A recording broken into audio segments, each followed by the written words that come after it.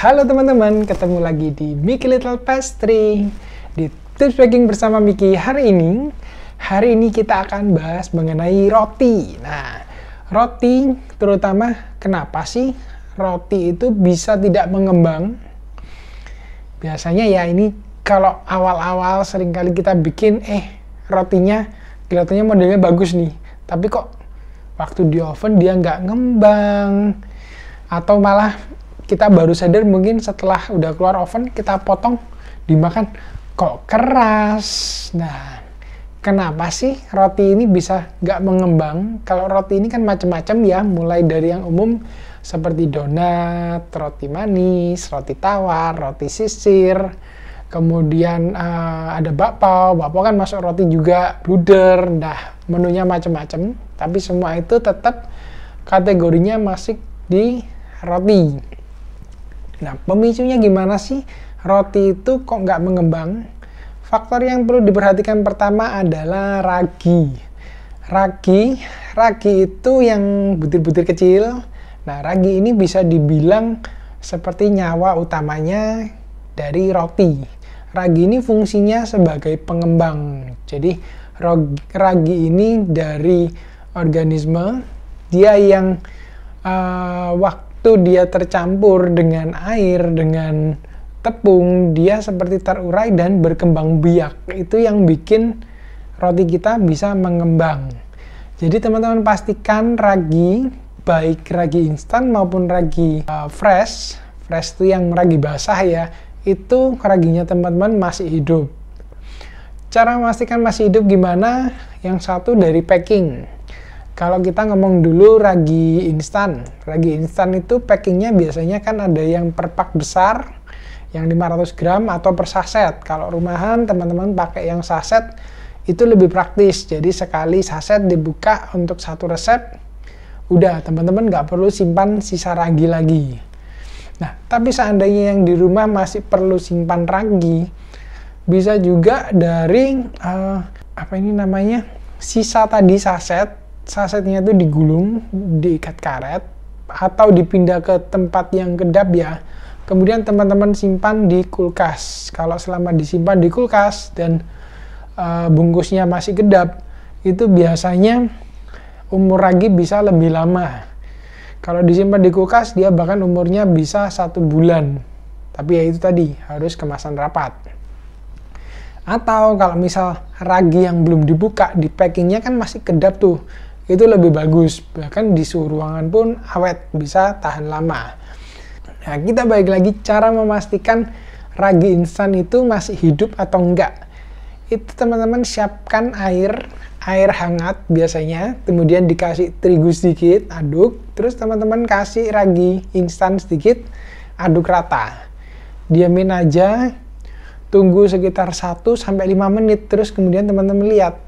Biasanya di atas ini mulai kayak muncul gelembung udara. Kalau muncul gelembung udara, tandanya ragi instan teman-teman masih hidup ya. Kemudian sama, serupa seperti untuk ragi basah. Kalau ragi basah ini biasanya yang bentuknya kotak, dipegang ini lembut-lembut seperti apa ya teksturnya ya? Seperti tanah basah. Seperti adonan pie gitulah, ngomong gampangnya. Jadi padat. Kalau dipegang ini dia bisa merepul kecil-kecil. Itu sama, kalau ragi basah selalu simpannya di freezer. Karena dia idealnya harus dingin. Kalau di chiller pun itu biasanya kalau pembungkusan kurang rapat, dia bisa lebih cepat mati. Jadi ragi basah ini lebih sensitif. Dan biasanya kalau ragi basah lebih banyak digunakan untuk bakery yang skala produksi besar. Karena memang ragi basah kan harganya lebih murah, tapi kemasannya pasti besar. Jadi pastikan sekali pakai satu kemasan itu bisa habis, nggak sampai disimpan, karena penyimpanan lebih susah. Nah itu, dari ragi harus dipastikan jangan sampai mati. Kemudian yang tidak kalah penting, yang bagian kedua adalah kadar air di adonan. Jadi teman-teman kalau menguleni adonan roti, pastikan kadar air ini sesuai. Kalau misal air itu terlalu sedikit, biasanya adonan ini akan lebih keras. Kelihatannya memang oh iya dia bisa gumpal, bisa bagus, memang kelihatannya bagus ya, tapi kalau dia menggumpal tapi keras kekurangan air, biasanya pengaruhnya nanti ke waktu proofing. Jadi karena terlalu keras, si ragi ini nggak punya tenaga untuk dorong, jadi nggak kuat dorong, rotinya nggak bisa ngembang maksimal, malah kalau benar-benar terlalu keras dia nggak bisa mengembang. Itu jadi kadar air penting. Kalau kadar air terlalu banyak, justru biasanya roti teman-teman blebernya ke samping.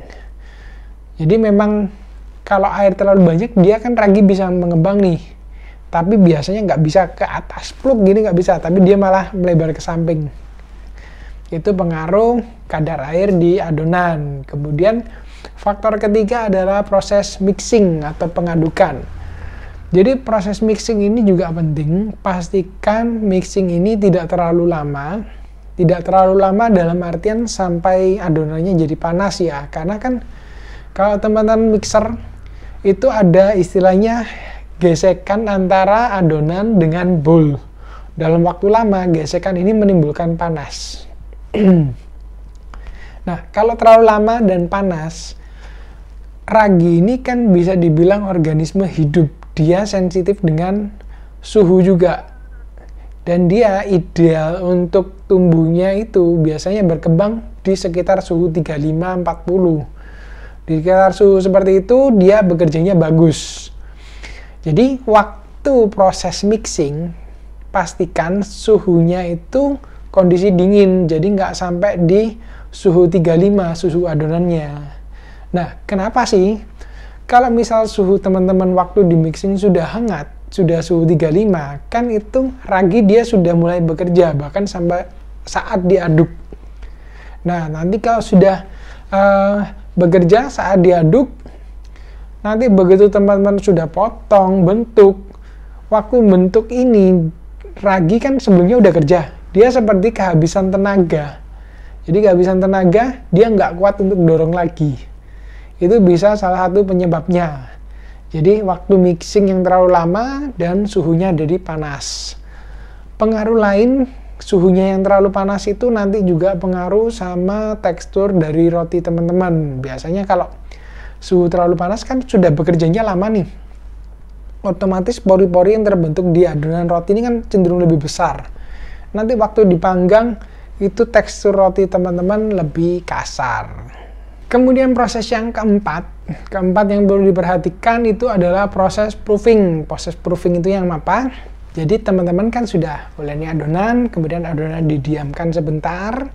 Setelah itu dipotong-potong, diisi, dibentuk. Setelah dibentuk, kita akan masuk proses proofing. Jadi proses pengembangan. Adonan yang dibentuk kecil, dia dibiarkan mengembang ini waktunya macam-macam ya. Waktu itu bisa dari 30 menit sampai 2,5 jam. Bedanya apa? Beda resep, beda kebutuhan untuk proofing. Contoh gampangnya, seperti donat, kemudian bakpao, biasanya proofing yang dibutuhkan itu nggak panjang. Sering-sering kurang lebih sekitar 30 sampai 45 menit. Itu untuk donat dan bakpao. Sedangkan untuk roti manis, dia bisa butuh waktu sekitar 1-1,5 jam, bahkan sampai 2 jam. Jadi pastikan dari waktu itu dulu, itu patokan dasar. Tapi selain waktu, teman-teman perhatikan juga ukuran dari adonan teman-teman. Biasanya paling mudah kalau untuk roti manis ya. Roti manis itu dia patokannya mengembang kurang lebih 2-2,5 kali lipat dari ukuran awal. Nah, itu balik lagi proses proofing. Jadi nggak sekedar waktu tadi kan dia bisa yang 30 menit sampai 2 jam. Kita ngomong aja contoh satu ya, roti manis. Roti manis kan biasanya sekitar 1,5 jam. 1-1,5 jam sampai ukurannya kurang lebih 2,5 kali lipat. Kalau waktu sudah tercapai, tapi ukuran belum tercapai, itu berarti pengembangan masih kurang. Atau sebaliknya, ukuran sudah tercapai, tapi waktunya belum sampai yang disarankan. Itu biasanya bisa jadi sudah selesai proofingnya. Jadi nggak harus nunggu waktunya habis, udah mengembang, bisa teman-teman oven. Apa sih yang mempengaruhi? Yang mempengaruhi proses proofing itu adalah suhu ruangan dan istilahnya kelembapan atau angin ya. Kita ngomong dulu yang suhu ini yang utama. Jadi idealnya roti mengembang bagus itu di suhu sekitar 35 sampai 40, idealnya sekitar 38. Karena di saat suhu 38, ragi ini bisa istilahnya bekerja maksimal, dia mengembang. Makanya ideal, kalau suhunya ideal, waktunya pun juga akan kurang lebih sesuai. Sedangkan kalau misal contohnya rumah teman-teman lagi hujan ini kan beda daerah. Kalau seperti di kota-kota seperti Surabaya kan masih agak panas, tapi kalau teman-teman pergi ke kota yang lebih tinggi, kalau di Jawa Timur seperti di Malang atau yang lebih tinggi, atau mungkin seperti di Bandung suhunya lebih rendah, biasanya perhatikan waktu, apalagi untuk yang proofingnya untuk hanya di rumah. Kecuali kalau sudah bakery, biasanya kita di bakery itu ada box proofer. Box proofer itu seperti apa? Box proofer itu satu seperti lemari ya, tapi di dalam ada air yang dipanaskan. Jadi uap air ini bantu jaga suhu di dalam box proofer. Bisa dijaga di suhu ideal, tapi kondisinya cukup lembab. Nah, itu satu. Suhu terjaga, otomatis waktunya sesuai. Kalau suhu terlalu panas, biasanya dia bisa mengembangnya lebih cepat. Tapi perhatikan juga suhu yang terlalu panas, jangan sampai ditaruh di atas ovennya kondisi nyala dan pintunya terbuka terus ya. Tetap ada batasan. Kalau suhunya bisa terlalu tinggi sampai di atas 60, malah seringkali roti nggak mengembang kalau suhu terlalu panas. Kenapa? Karena raginya sendiri jadi mati. Ragi ini kan organisme, jadi dia sensitif dengan suhu. Ideal di sekitar 35-38. Kalau suhu terlalu rendah, dia posisinya tidur, jadi dia nggak bekerja. Tapi suhu terlalu tinggi, bahkan sampai di atas 55-60, raginya biasanya mulai mati. Jadi perlu diperhatikan. Plus untuk proses proofing, kalau misal ditaruh di suhu ruangan, pastikan bagian atas selalu diresep-resep lama kan itu suka. Jadi rotinya ditutup plastik atau ditutup serbet. Tujuannya biar kulit roti ini nggak kena angin langsung. Kalau kena angin langsung nanti kulitnya kering, dia seperti penebalan ya. Otomatis kalau kulitnya kering tebal, ragi ini kurang kuat untuk dorong, jadi ukuran roti kita nggak bisa mengembang maksimal. Jadi usahakan nggak terlalu kena angin langsung.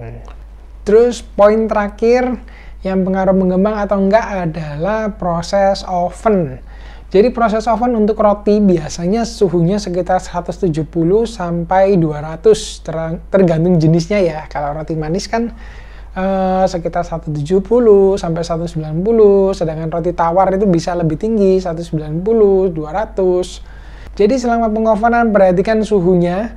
Suhunya kalau terlalu rendah, nanti roti ini mengembangnya akan lambat. Kalau mengembang lambat, matang lambat, biasanya pucat. Kemudian kita maunya coklat gitu ya, harusnya cuman dipanggang 12-15 menit. Kita mau coklat jadinya panggang 25 menit. Memang kelihatannya matang, tapi bagian dalam rotinya jadi kering. Kemudian kalau suhunya terlalu tinggi, sebaliknya, atasnya gosong, dalamnya kurang matang. Jadi oven juga perlu diperhatikan ya. Jadi itu kurang lebih prinsip-prinsip dasar kenapa roti itu mengembang atau enggak. Yang satu dari ragi, pastikan raginya hidup, kemudian kadar airnya cukup, jadi adonan itu cukup lemes, bisa kalis, bisa mengembang dengan baik. Kemudian yang ketiga itu proses mixing. Jadi mixing itu pastikan suhunya terjaga, nggak terlalu panas. Kalau terlalu panas nanti raginya keburu kerja duluan. Oh iya, kalau biar nggak terlalu panas, caranya gimana? Bisa diberi air es. Jadi waktu di awal masukkan adonan, teman-teman pakai air es. Itu kalau memang sudah tahu ya siklusnya sehari-hari bakal bikin rotinya bakal cenderung lama dan bikin panas. Itu teman-teman pakai air es biar dia nggak terlalu panas. Kemudian yang keempat itu proses proofing, pastikan cukup, nggak sekedar lihat di waktunya aja atau lihat di ukurannya aja, jadi sama-sama diperhatikan. waktunya cukup, mengembangnya cukup, bahkan sampai kurang lebih 2-2,5 kali lipat, itu sudah sesuai. Dan juga proses proofing, perhatikan suhunya. Suhunya sebisa mungkin dijaga ideal biar waktunya sesuai. Kalau suhu lebih rendah, bisa, cuman ngembangnya lebih lama. Suhu terlalu tinggi, terlalu cepat juga, itu juga bisa kejadian. Dan yang terakhir, oven, pastikan proses pengovenan suhunya pas. Jadi roti teman-teman bisa matang merata. Nah, gimana? Cukup mudah kan mengenai roti? Nah, mungkin cukup sekian kali ini mengenai tips bagaimana roti itu bisa nggak mengembang atau mengembang, yang diperhatikan seperti apa. Terima kasih teman-teman sudah nonton sampai akhir. Kalau misal ada yang masih bingung, kurang paham, jangan khawatir, tulis saja di komen. Aku akan bantu balas secepatnya. Seandainya teman-teman ada request, bikin tips atau aku bikin video resep yang lain, tulis saja di komen. Aku akan usahakan bikin juga secepatnya. Oke teman-teman, kalau teman-teman merasa video ini bermanfaat, jangan lupa klik like dan subscribe ya. Jadi biar teman-teman nggak ketinggalan video-videoku selanjutnya. Oke teman-teman, terima kasih. Sampai ketemu di video selanjutnya. Tetap jaga kesehatan ya. Bye-bye.